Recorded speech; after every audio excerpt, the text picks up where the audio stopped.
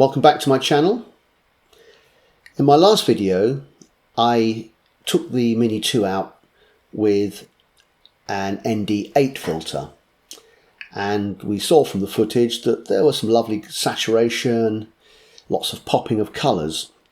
But I did mention in that video that the lighting conditions probably would have suited an ND4 filter.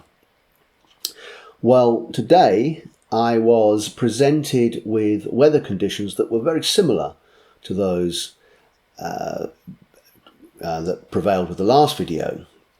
And so I decided to take the drone out again, this time with an ND4 filter fitted.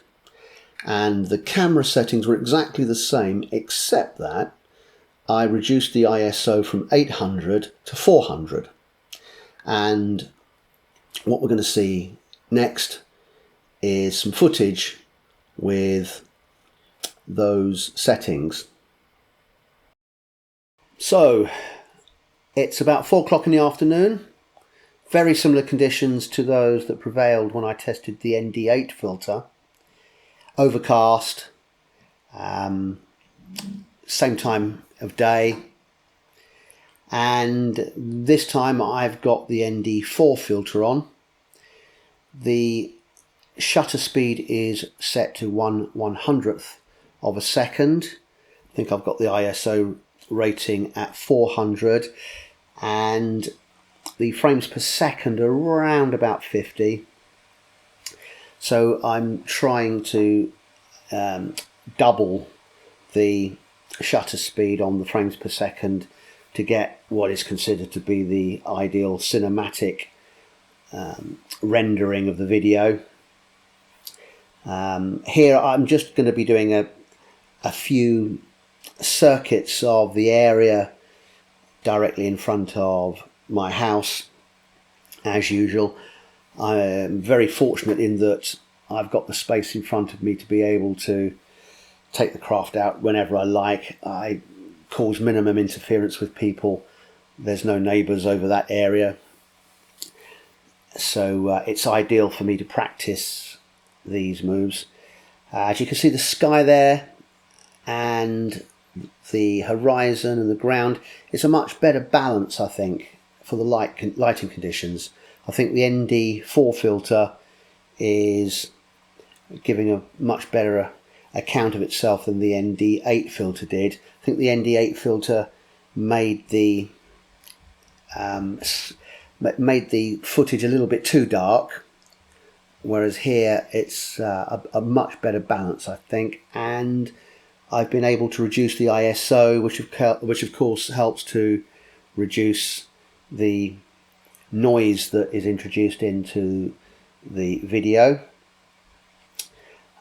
There's no flight plan here. I'm not trying to impress anyone here with my maneuvers. This was simply just to get the drone up, test the filters and get back in as soon as possible. It was very cold on this day. My fingers were quite numb at the end of about 20 minutes filming, so I didn't want to spend too much time outside. Look at those colours. I think they look really great, look really nice, bearing in mind that I'm still filming at 1080p. I haven't tried it yet on the higher resolutions. I don't see much point at the moment. I will do once I get more confident with the drone and more adept at manoeuvring it. I've got to say that my confidence increases every time I take it up. I have some power lines in front of me, as you know.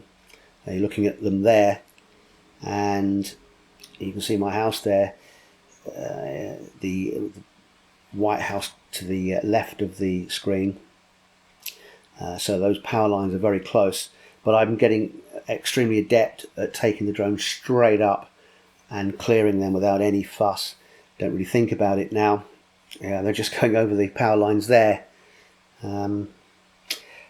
Come over here because you've got these vehicles. You've got that speedboat that's abandoned for some reason in the ditch there, with the red, and then you've got these vehicles here with the colours, and you can just see how those colours pop right out of these settings,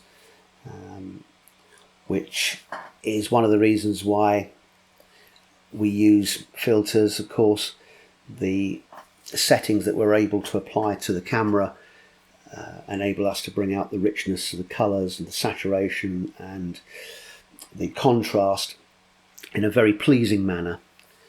And again, I'm just coming around.